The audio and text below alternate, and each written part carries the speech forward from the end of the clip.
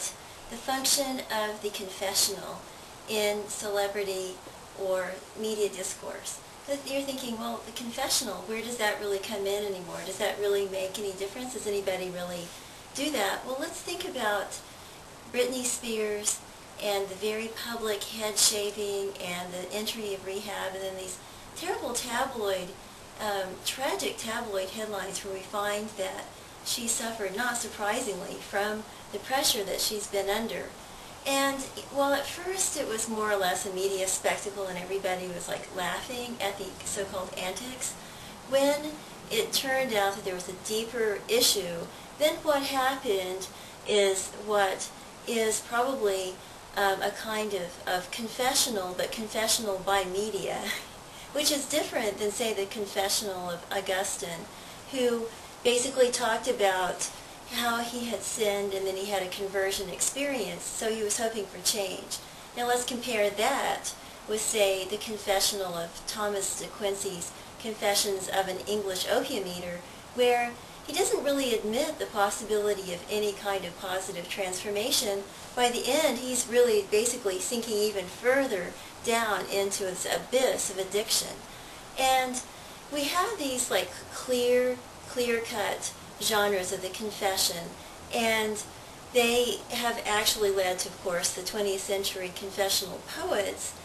And when we think about the function of it, it is sort of like a living drama. We see the kind of catharsis that we would perhaps seek in a tragedy of, say, the Aristotle described, where this person who was once high is brought down by this tragic, usually hubris or pride, but then we learn something, and then if it's like they die or something, but at least maybe at the end they come around, they turn around, and that's sort of cathartic.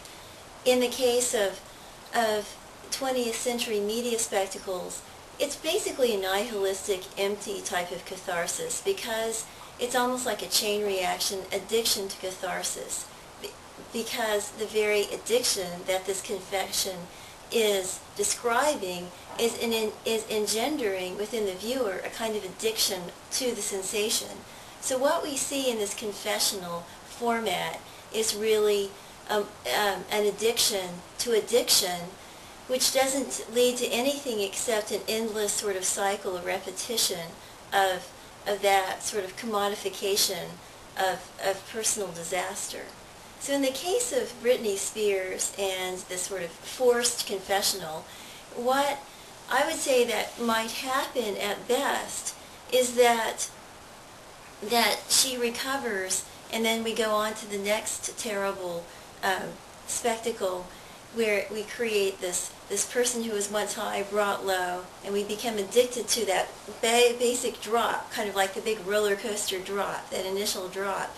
And then we go on to the next one, and then what we hope is that the narrative starts to kind of concretize itself, so that each person starts to like be healthy at the end.